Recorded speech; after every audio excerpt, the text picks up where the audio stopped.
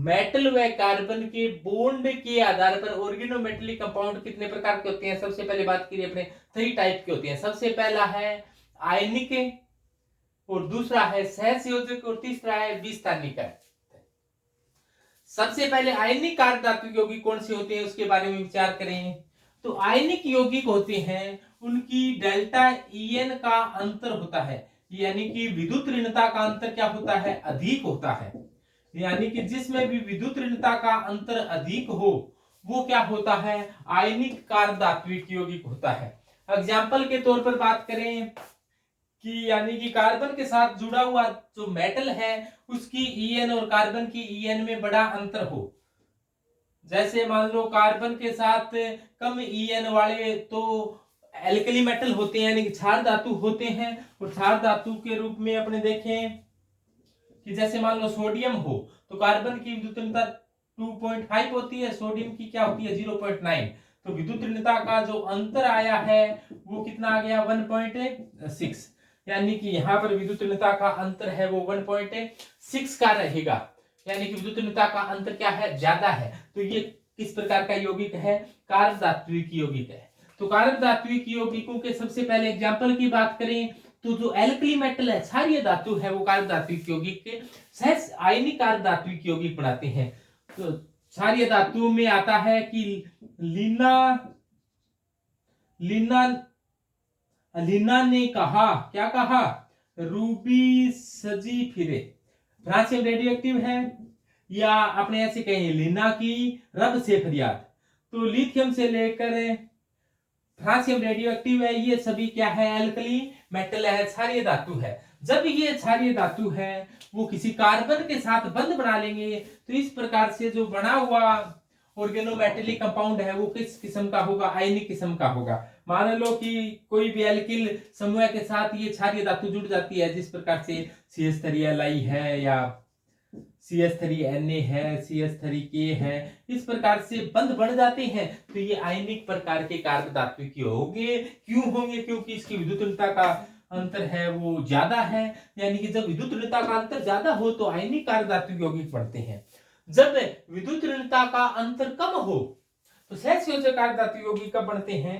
ध्यान देना, सहसंयोजक कार्ब धात्विक यौगिक तब बनते हैं जब इलेक्ट्रोनेगेटिविटी का अंतर कम हो, यानी कि डेल्टा ईएन का मान यदि कम होगा तो सहसंयोजक कार्ब धात्विक यौगिक बनेंगे। और जब विस्थानीकृत कार्ब धात्विक यौगिक कौन सी होती है? विस्थानीकृत का मतलब तो जिसमें जो विस्थानीकृत इलेक्ट्रॉन का मतलब जो इलेक्ट्रॉन जो रेजोनेंस है या किसी भी तरीके से वो घूम रही है, एक जगह स्थायी नहीं रहते, यानी कि कोई रेजोनेंस मेसोमेरिक इफेक्ट आदि के कारण वो घूमते रहते हैं। और वो इलेक्ट्रॉन यदि मेटल के साथ बॉन्ड फॉर्मेशन में भाग लें तो ऐसे कार्ब धात्विक यौगिक बनेंगे, उन्हें विस्थानीकृत कार्ब धात्विक यौगिक कहेंगे। जैसे एग्जांपल के तौर पर अपने बात करें फेरोसिन। फेरोसिन में क्या होता है आप सभी जानते हो, ये साइक्लोपेंटाडाइनिलाइन होता है और एक मान लो साइक्लोपेंटाडाइनिलाइन और होता है, और ये साइक्लोपेंटाडाइनिलाइन के बीच में कोई Fe+2 आ जाता है। और ये जो पाई इलेक्ट्रॉन है, जो घूमने वाले पाई इलेक्ट्रॉन है, वो पाई इलेक्ट्रॉन इसको डोनेट किए जाते हैं, और डोनेट करने से जो ये बना है ये फेरोसिन है। फेरोसिन भी बताया था आपको 2 प्रकार की हो सकती है कि यदि इसकी अपने ऐसे मानो कि इसकी चोंच ऊपर है, इसकी भी ऊपर है, तो ये कौन सी है? एक्लिप्स्ड फेरोसिन है। इसको क्या कहेंगे? एक्लिप्स्ड फेरोसिन है। और यदि ऐसा हो जाए तो इस प्रकार की फेरोसिन को आप कहते हो कि ये फेरोसिन है वो कैसी है? स्टेगर्ड फेरोसिन है, यानी कि ग्रसित फेरोसिन है। ये Fe+2 को इलेक्ट्रॉन डोनेट किए जाते हैं। तो इस प्रकार के जो कार्ब धात्विक यौगिक है विस्थानीकृत कार्ब धात्विक यौगिक है। ये तो आपको थोड़ा सा आइडिया दिया है। सहसंयोजक कार्ब धात्विक यौगिक कौन से होंगे? जब विद्युत ऋणता का अंतर बहुत कम होगा तो उससे ऐसे कार्ब धात्विक यौगिकों को सहसंयोजक कार्ब धात्विक यौगिक कहेंगे, यानी कोवलेंट ऑर्गेनोमेटेलिक कंपाउंड कहेंगे। और इसका एग्जांपल के तौर पर लें अपने जैसे मैथाइल समूह है, इसके साथ मान लो जिंक जुड़ गया और ये एक और मैथाइल आ गया, तो इसे आप जानते हो कि RZN, आर को आप कहते हो फ्रैंकलैंड अभिकर्मक है, और फ्रैंकलैंड अभिकर्मक होता है वो एक प्रकार का सहसंयोजक अर्धधात्विक यौगिक है, और यानी कि कोवलेंट ऑर्गेनोमेटेलिक कंपाउंड होता है। इसके अलावा यहाँ पर जैसे कैडमियम हो, CH3 CD CH3, ये मेथाइल हो, एथाइल हो, प्रोपाइल हो, तो ये इस प्रकार के कार्बधातु यौगिक होते हैं, उनको सहसंयोजक कार्बधातु यौगिक कहेंगे, क्योंकि इस कार्बन की और कैडमियम की और इस जैसे कार्बन की और जिंक की विद्युतनीयता में बहुत कम अंतर है, तो ये सहसंयोजक प्रकार के कार्बधातु यौगिक होते हैं। जब विद्युतनीयता के अंदर ज्यादा अंतर हो तो उसे कौन से प्रकार के यौगिक कहा जाता है? आयनिक यौगिक कहा जाता है। तो अपने थोड़ा सा सबसे पहले आयनिक कार्बधातु यौगिक है उसके बारे में अपने थोड़ा ध्यान से आगे विस्तार से पढ़ते हैं कि इसमें किस प्रकार की प्रॉपर्टी होती है इनकी। तो आयनिक कार्बधातु यौगिक कैसे होते हैं? तो आयनिक कार्बधातु यौगिकों के एग्जाम्पल तो बताए कि जैसे एग्जाम्पल के तौर पर मैं थोड़ा सा दोबारा लिखूं कि एक तो जैसे मेथाइल लिथियम है, या अपने कह दें एथाइल के साथ लिथियम जुड़ा है, या फिर मेथाइल के साथ सोडियम जुड़ा है, या एथाइल के साथ सोडियम जुड़ा है, यानी कि कोई और बड़ा समूह हो बेंजीन वाले के साथ हो। तो इसमें यहाँ पर अपने बात बताई कि यहाँ पर विद्युतनीयता का अंतर ज्यादा होता है, इसलिए ये आयनिक प्रकार के होते हैं। और आयनिक के बारे में आपने ये सुना कि आयनिक कंपाउंड होते हैं, आयनिक यौगिक होते हैं। आपने एक बात सुनी होगी कि समान समान को बोलता है, like dissolve like. Like dissolve like का अर्थ क्या हो गया? अब अपने आयनिक ऑर्गेनोमेटेलिक कंपाउंड के बारे में पढ़ेंगे, तो इनके नाम में थोड़ा सा मिटो रहा हूं ताकि आप भ्रमित न हो। अपने आयनिक के बारे में थोड़ा सा विस्तार से पढ़ेंगे। तो आयनिक ऑर्गेनोमेटेलिक कंपाउंड होते हैं, आपने एक सुना होगा कि like dissolve like. Like dissolve like का अर्थ है कि समान समान को बोलता है। क्या है ये? कि समान समान को बोलता है।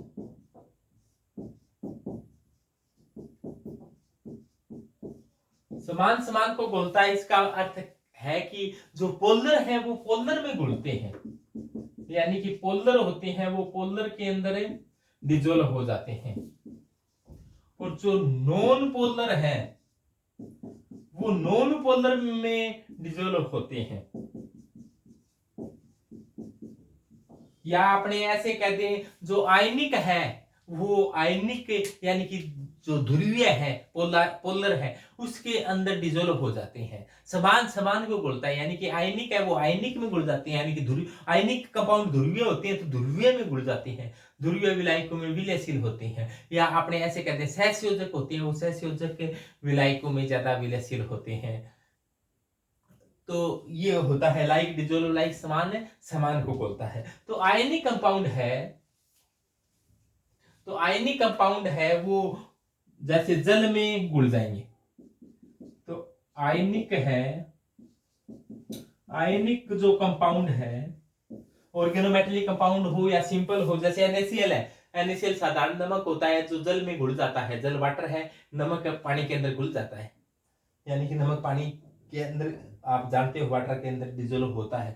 तो आयनिक कंपाउंड होते हैं वो आयनिक यानी कि पोलर सॉल्वेंट होते हैं उसके अंदर घुल जाते हैं। पोलर का अर्थ वाटर है, HCl है, तो वो पोलर सॉल्वेंट के अंदर है। पोलर सॉल्वेंट का मतलब विलायक के अंदर क्या हो जाते हैं? डिजोल्व हो जाते हैं, यानी समान समान को बोलता है। Like dissolve like ionic compound है वो आयनिक में डिजोल्व हो जाते हैं, वो ये कोवलेंट होते हैं वो कोवलेंट में डिजोल्व हो जाते हैं। इस प्रकार से होता है। तो इसके बारे में देखो आगे। तो अपना जैसे मान लो ये CH3Na है, तो ये आयनिक कंपाउंड है, तो आयनिक यानी कि ये जल में घुल जाएगा, H2O के अंदर क्या होगा? डिजोल्व हो जाएगा। इसके अलावा ये HCl में घुल जाएगा, क्योंकि ये दोनों क्या है? पोलर सॉल्वेंट है, ये पोलर सॉल्वेंट है, तो ये पोलर सॉल्वेंट के अंदर तो घुल जाएगा। लेकिन आप इसको घुलना चाहो बेंजीन के अंदर तो बेंजीन है जैसे वो क्या है, एक अध्रुवीय विलायक है, ये नॉन पोलर होता है, तो ये इसके अंदर नहीं घुलेगा, यानी कि आपस में डिसोल्व नहीं होगा। या जैसे मान लो आपका कि नॉर्मल एक्सियन है या आइसो एक्सियन है, इस प्रकार के जो कंपाउंड है, यानी कि जो हाइड्रोकार्बन से बने हुए हैं वो भी कैसे होती है, नॉन पोलर सॉल्वेंट होती है, उसके अंदर ये नहीं घुलेगा। कार्बन टेट्राक्लोराइड है वो भी नॉन पोलर होता है, तो ये नॉन पोलर के अंदर नहीं घुलते, आयनिक वाले ध्रुवीय विलायकों में घुलते हैं, और जो नॉन पोलर है अध्रुवीय विलायकों के अंदर ये नहीं घुलते हैं। आयनिक कंपाउंड होते हैं उसकी मेल्टिंग पॉइंट और बॉइलिंग पॉइंट अधिक होती है, यानी कि आयनिक यौगिक होते हैं उसके गलनांक व अवथरांक अधिक होते हैं। जैसे अपने नमक आयनिक है, तो नमक क्या है वो आप गर्म कर देखो, काफी बहुत ज्यादा गर्म करोगे तब जाकर कहीं घुलेगा। तो यानी कि आयनिक कंपाउंड के गलनांक व अवथरांक बहुत ऊंचे होते हैं। इसका जलीय विलीन है वो विद्युत धारा का सुचालक होता है इसका, यानी कि जलीय विलीन की बात करें अपने, जलीय विलीन यानी कि कोई आयनिक कंपाउंड था उसको जल के अंदर घोल दिया गया, जल के अंदर घोल दिया तो ये विद्युत का सुचालक होगा फिर कुचालक होगा, यानी कि इसमें इंसुलेटर होगा, कंडक्टर होगा, तो ये विद्युत का सुचालक होता है, यानी कि धारा प्रवाहित हो सकती है, क्योंकि जो आयनिक कंपाउंड होते हैं वो तुरंत ही क्या हो जाते हैं, अपने आयनों में वियोजित हो जाते हैं, और वियोजित होने के बाद में क्या होते हैं, इसमें धारा का प्रवाह है आराम से हो सकता है। जैसे बात करें अपने C2H5Na है, C2H5Na है, और इसके अंदर विद्युत धारा प्रवाहित कर दी, यानी कि इलेक्ट्रिसिटी प्रवाहित कर दी, यानी कि करंट प्रवाहित कर दी। करंट प्रवाहित करोगे तो क्या होगा, C2H5 पे पर माइनस आ जाएगा और Na पर क्या आ जाएगा, प्लस आ जाएगा, यानी कि एक धनायन बन गया, एक ऋणायन बन गया, एक एटायन बन गया, एक एनायन बन गया। तो ये क्या कर सकते हैं, आयन बन गए और आयनी धारा प्रवाह का कार्य करते हैं। तो आयनिक जो कार्बन धातु यौगिक होते हैं, यानी कि आयनिक ऑर्गेनोमेटेलिक कंपाउंड होते हैं, वो विद्युत धारा के अच्छे सुचालक होते हैं। इसमें और खास बात एक होती है कि ये उभय अपघटन दर्शाते हैं। उभय अपघटन का आयनिक कंपाउंडों में विशेष प्रकार का गुण पाया जाता है। उभय का अर्थ होता है दोनों, देखो इसमें क्या पाया जाता है, एक उभय अपघटन, उभय अपघटन, उभय का अर्थ होता है दोनों, अपघटन का अर्थ होता है टूटना। उभय अपघटन का दोनों टूटना, दोनों टूटने का अर्थ है कि जो दोनों टूटने का अर्थ है कि उभय, जैसे उभयचर नाम सुना होगा, एम्फीबिया, तो उभयचर होते हैं वो थल पर भी रह सकते हैं, यानी कि धरती पर भी रह सकते हैं और जल के अंदर भी रह सकते हैं। जैसे अपने फ्रॉग है, मेंढक है, तो मेंढक है वो जल में डाल दो तो जल में आराम से रहेगा, और धरती पर अपने देखते हैं फ्रॉग रह सकता है, कछुआ है। तो इसी प्रकार से उभय अपघटन में क्या होगा, ये दोनों प्रकार दोनों टूटते हैं। दोनों टूटने का मतलब है, जैसे मान लो कोई ये ऑर्गेनोमेटेलिक कंपाउंड है C2H5 और Na है, C2H5Na की क्रिया किसी एल्किल हैलाइड इसके कोई संपर्क में आई, जैसे मान लो CH3CH2Br आया इसके संपर्क में, तो ये भी टूट जाएगा, और ये भी क्या होगा, टूट जाएगा, यहां से Br और यहां से Na बाहर निकल जाएगी, तो ये टूटेगा। तो देखो देखो क्या हुआ, तो ये Na और Br इसको मैं अलग करके लिख दूं, CH3CH2 लिख दूं, तो Na और Br है वो यहां से Na टूट गई, यहां से Br टूट गया, तो Na Br अलग हो गया, और जो बचा है वो आपस में फिर क्रिया कर लेता है, तो ये आया CH3CH2CH2CH3। इस प्रकार से इसमें जो आयनिक ऑर्गेनोमेटेलिक कंपाउंड होता है उसमें उभय अपघटन का बहुत ही अच्छा बढ़िया गुण पाया जाता है। तो जो आयनिक अर्धधातु यौगिक होते हैं वे अर्धधातु यौगिक जिसकी विद्युतता में अंतर अधिक पाया जाता है आयनिक अर्धधातु यौगिक कहलाते हैं। क्षारीय धातु आयनिक अर्धधातु यौगिक बनाते हैं, और इसमें उभय अपघटन का गुण पाया जाता है। उभय का अर्थ होता है दोनों, अपघटन का अर्थ होता है टूटना। वे हाइड्रोकार्बन के विलायक ये हाइड्रोकार्बन के विलायकों में विलय नहीं होते, क्योंकि हाइड्रोकार्बन होते हैं वो अध्रुवीय होते हैं, नॉन पोलर होते हैं, और ये आयनिक है तो आयनिक पोलर में घुलता है। आपने ऐसा सुना, समान समान को घुलता है, लाइक डिजोलो लाइक, ध्रुवीय ध्रुवीय में घुलता है, अध्रुवीय अध्रुवीय में घुलता है, पोलर पोलर में घुलता है, नॉन पोलर नॉन पोलर में घुलता है, आयनिक आयनिक में घुलता है, सहसंयोजक सहसंयोजक में घुलता है, आयनिक पोलर में घुलता है, जो कोवलेंट है वो नॉन पोलर में घुलता है। इसके लिए इसके विलयन होते हैं वो विद्युत के सुचालक होते हैं। तो जब धातु व कार्बन की विद्युत ऋणता में अंतर बहुत छोटा हो तो सहसंयोजक प्रकार के कार्बन धातु यौगिकों का निर्माण होता है। तो इसके एग्जाम्पल बताए थे आपको, फ्रैंकलैंड है, देखो ध्यान से, जब विद्युत ऋणता का अंतर बहुत ही छोटा हो, यानी कि डेल्टा EN है वो क्या हो, कम हो, तो सहसंयोजक कार्बन धातु यौगिकों का निर्माण होता है। एग्जाम्पल के बारे में बात करें अपने, तो एक तो बताया था आपको फ्रैंकलैंड अभिकर्मक। फ्रैंकलैंड अभिकर्मक क्या होता है, तो आप सभी जानते हो कि R2 जो Zn होता है उसे फ्रैंकलैंड अभिकर्मक कहा जाता है। R2Zn का अर्थ हो गया कि डाई मेथाइल जिंक है, डाई एथाइल जिंक है, ये क्या है, फ्रैंकलैंड अभिकर्मक है। और इसमें जिंक की और कार्बन की विद्युत ऋणता है वो लगभग बराबर सी होती है, यानी कि बहुत कम अंतर होता है, तो ये बनाएगा सहसंयोजक कार्बन धातु यौगिक। इसके अलावा अपनी बात करते हैं कि बोरोन है, जब ये किसी एल्किल समूह के साथ जुड़े हों तो इसे अपने कह देंगे कि CH तरीके होल थ्राइस भी है, तो ये भी एक क्या होगा, कोवलेंट ऑर्गेनोमेटेलिक कंपाउंड,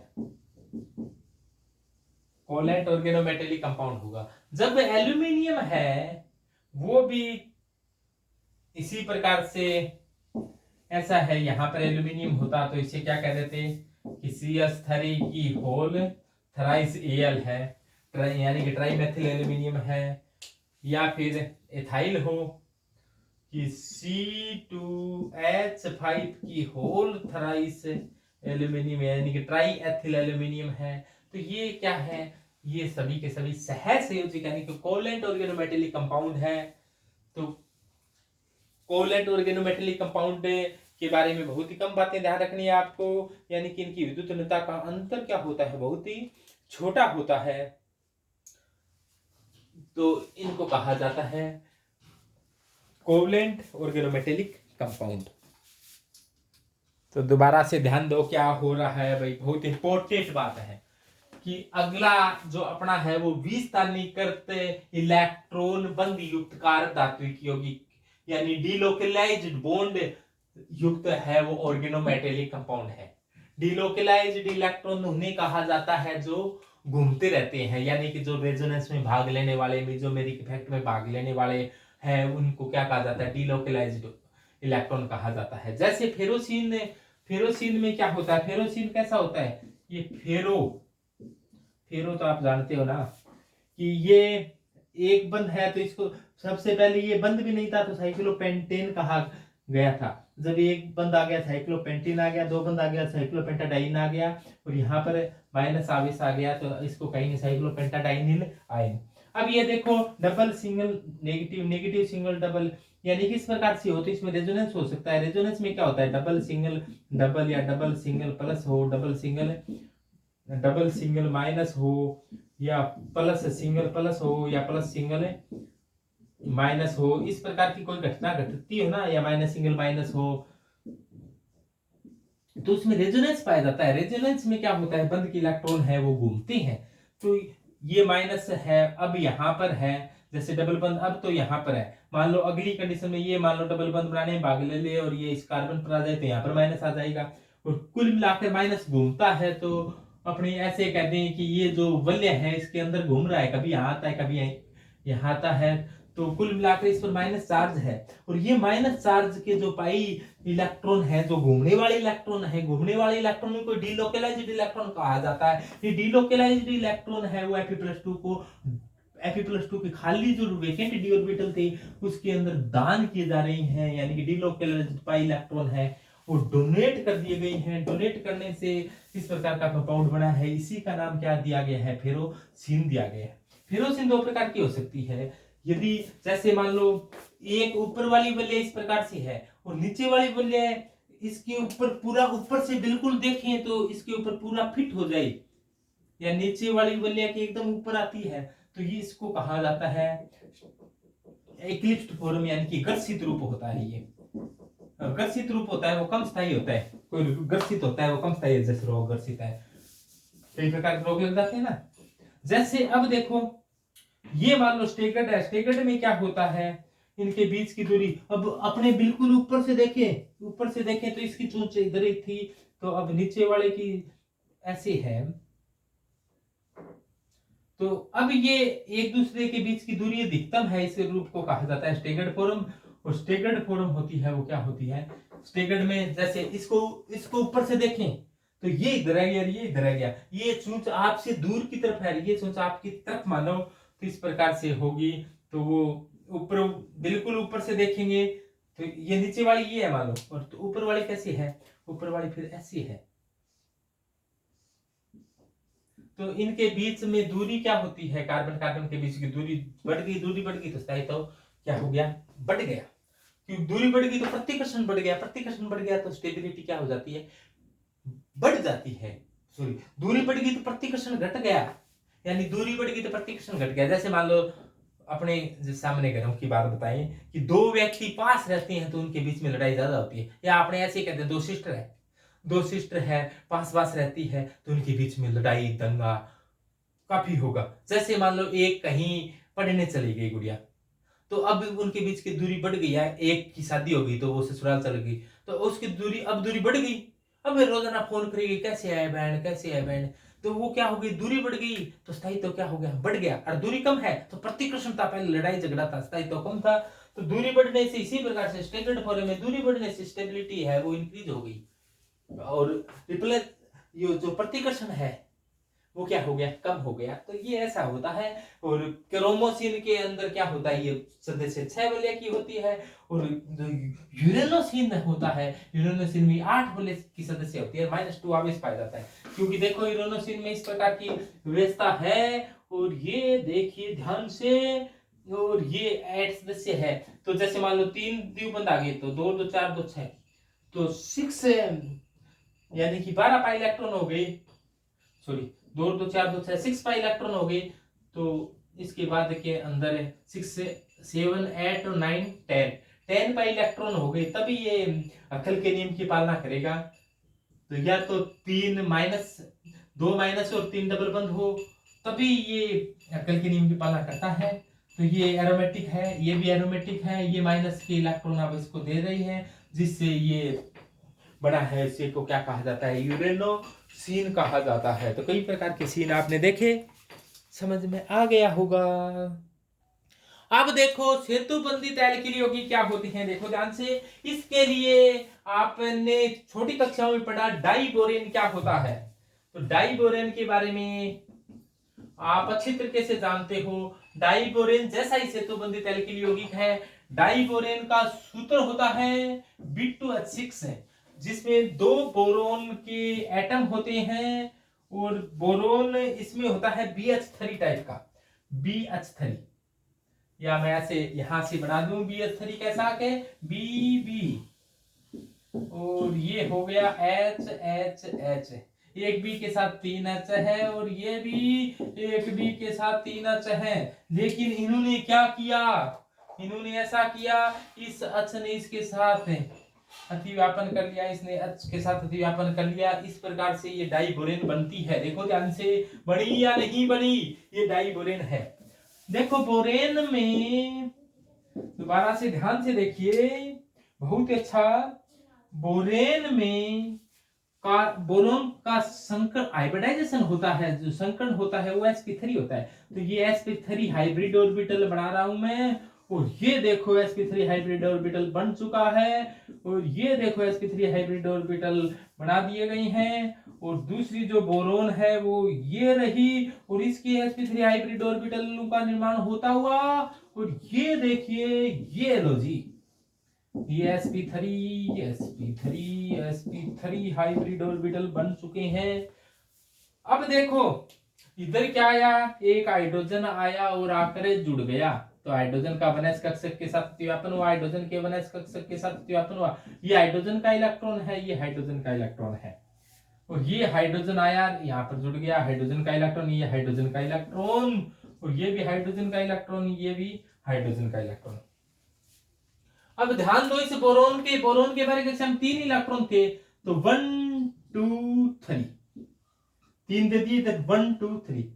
इस बोरोन के भी 3 थे, इस बोरोन के मैं इस प्रकार से बना दूं कि ये रहा 1 और ये रहा 2 और ये रहा 3। 3 इलेक्ट्रॉन है, लेकिन देखो बंद चार जगह बना रखे, इधर इधर इधर इधर, तो इसने इधर दान कर दिया तो इधर नहीं करा, ये इधर वाले का है, तो 3 जगह दान किए, लेकिन बंद कितना बना रखे हैं, 4 बना रखे हैं। तो यहां पर एक विशेष प्रकार की कंडीशन उत्पन्न हो गई, क्या कि यहां पर इधर से बंद बन रहा है, इधर से बंद बन रहा है, और एक ये है, जुड़ने वाले सेंटर कितने हो गए, 3, यानी कि 3 सेंटर, और इलेक्ट्रॉन कितनी है बेचारे, 2 इलेक्ट्रॉन है, 2 इलेक्ट्रॉन है, यानी कि 3 सेंटर्ड 2 इलेक्ट्रॉन बॉन्ड बन गया। ये 3 सेंटर, एक अतिव्यापन इधर से हो रहा है, एक अतिव्यापन इधर से, एक हाइड्रोजन का, एक तो गोल दिखाई दे रहा है आपको, और एक इस प्रकार से डमलाकार दिखाई दे रहा है, तो 3 सेंटर्ड 2 इलेक्ट्रॉन बॉन्ड बन गया, यानी कि 3c2e कहते हैं। बाकी में क्या है, बाकी में देखो ध्यान से, 2 ही मिल रही है, 2 इलेक्ट्रॉन है, ये 2c2e है, ये भी 2c2e है, और ये भी क्या है, 3c2e है। देखो ये भी 3c2e और ये भी 3 सेंटर मिल रही है, तो बाकी 2c2e है, 2c2e। तो इस प्रकार से 2 विचित्र प्रकार के बंध बने हैं, इसीलिए इनकी फिर सैप के बारे में बताई गई। इनकी सैप होती है बनाना जैसी। बनाना एक फल होता है जो हिंदुस्तानी लोग बड़े चाव से खाते हैं, ये बनाना होता है, तो इसकी सैप है वो बनाना जैसी होने के कारण इस प्रकार के बॉन्ड को क्या कहा जाता है, बनाना बॉन्ड, कीड़ा बॉन्ड, कदली बॉन्ड, मिठड़िया बॉन्ड। तो ये तो बनाना बॉन्ड के बारे में बताया गया था, ये 2 बनाना बॉन्ड है, और ये इस प्रकार से होता है।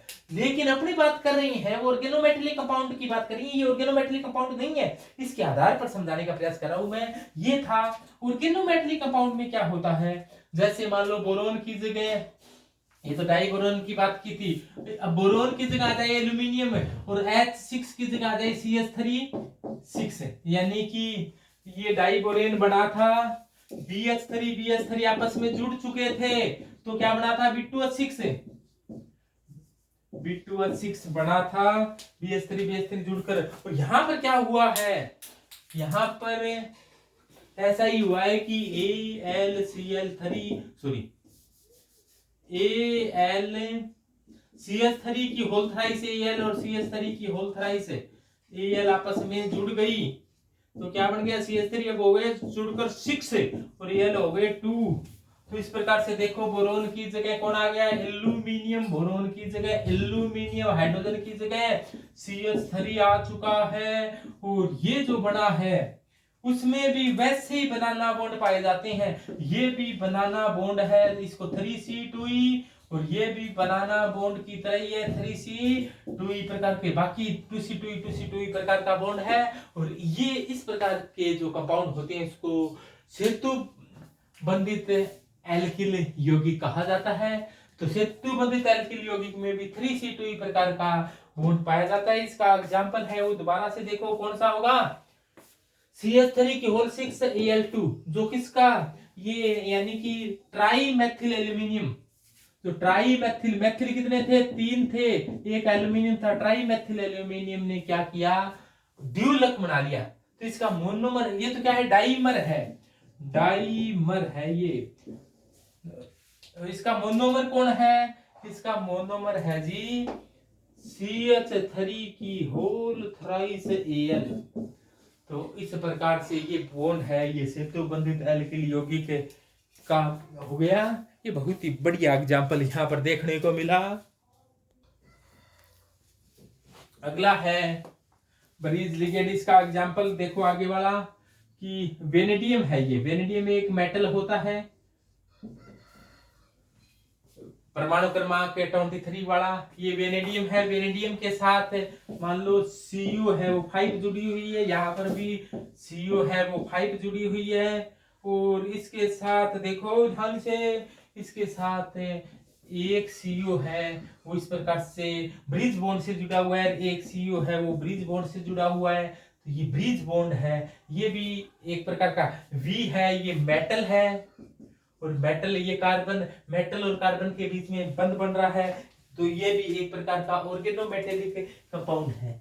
ये भी क्या है, कार्बन और बी के बीच का बंध है, तो इसको भी क्या कहेंगे अपने ऑर्गेनोमेटेलिक कंपाउंड। आराम से कह सकते हैं, इसके कोई दिक्कत परेशानी वाली बात है नहीं। तो इसी का नाम हो जाएगा ऑर्गेनोमेटेलिक कंपाउंड। आ गई बात ध्यान में। अगला देखो, एक एग्जाम्पल और होता है, जैसे कई बार क्या होता है, ओलिफिनिक बंध। ओलिफिन क्या होता है? ओलिफिन तो आप जानते हो, एक तो पैराफिन होते हैं, पैराफिन एल्केन को कहते हैं, और ओलिफिन एल्कीन को कहा जाता है।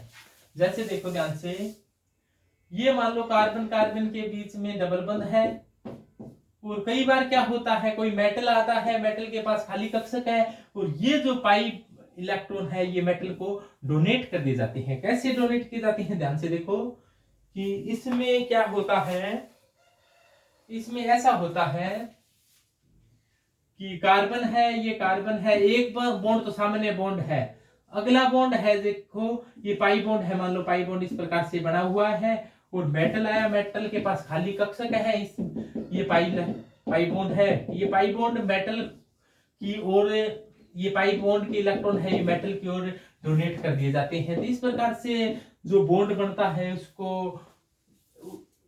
उसको क्या कहा जाता है, उसको कहा जाता है ओलिफिनिक बॉन्ड। ओलिफिन एल्काइन को कहा जाता है, और एल्कीन में बॉन्ड होता है, उस बॉन्ड को क्या कहा जाता है, ओलिफिनिक बॉन्ड कहा जाता है। ऐसा आपने देखा, एक जगह बताओ कहां देखा, ऐसा आपने देखा जाइसे लवण में।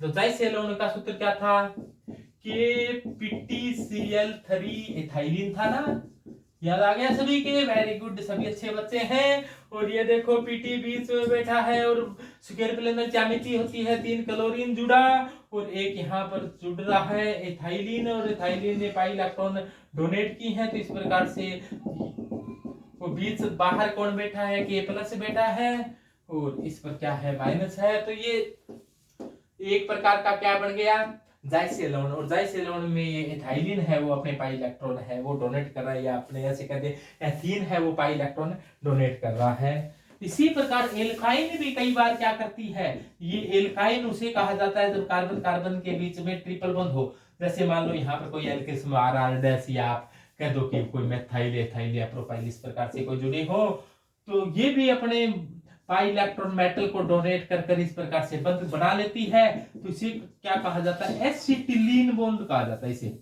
एसिटिलीन बॉन्ड कहा जाता है। तो ये एक प्रकार के एसिटिलीन बॉन्ड क्या होते हैं, तो आपने पढ़ा एल्काइन भी अपने पाई इलेक्ट्रॉन धातु को दान के रूप से संयोजक बंध बना सकता है, और एल्काइन देखो, एल्काइन अपने पाई इलेक्ट्रॉन डोनेट कर सकता है। इसके लिए धातु के पास तो खाली डी कक्षक होने चाहिए, और एल्काइन के पास पाई इलेक्ट्रॉन होते ही है। जाइसेलोन में आपने पढ़ लिया, ओलिफिन अपने पाई इलेक्ट्रॉन डी कक्षकों को दान कर देता है। ये सिंपल सी बात थी।